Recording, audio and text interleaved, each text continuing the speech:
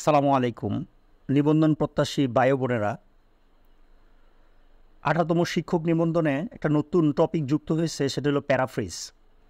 তো আজকে আমরা উইলিয়াম শেক্সপিয়ারের shall I compare thee to a summer's day কবিতাটা প্যারাফ্রেজ করব।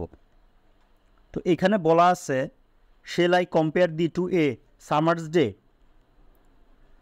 এটার প্যারাফ্রেজ কী হতে পারে যে should I compare you thee মানে you to a summer's day, thou মানে ইউ, আর আর্ট মানে কি you are more lovely and more temperate, তাই you are more lovely and gentle, you are more lovely and gentle. Rough winds do shake the darling birds of May, তো এটা paraphrase হতে পারে in May strong winds disturb the delicate flower birds. হ্যাঁ, delicate flower birds and summer's leaves had all too short a date.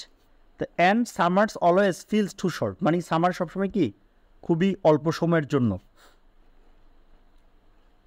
Sometimes too hot the eye of heaven shines.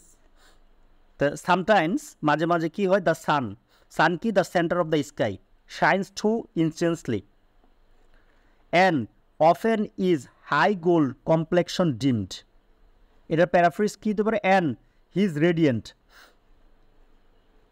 Face, তার যেই radiant ফেসটা is often অবস্কিউরড, দুর্বোধ্য হয়ে যায়।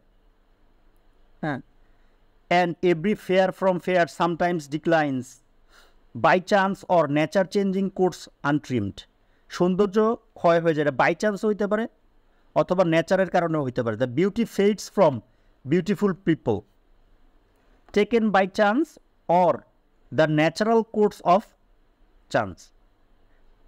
Taken by chance এটা হইতে পারে অথবা the natural course of change,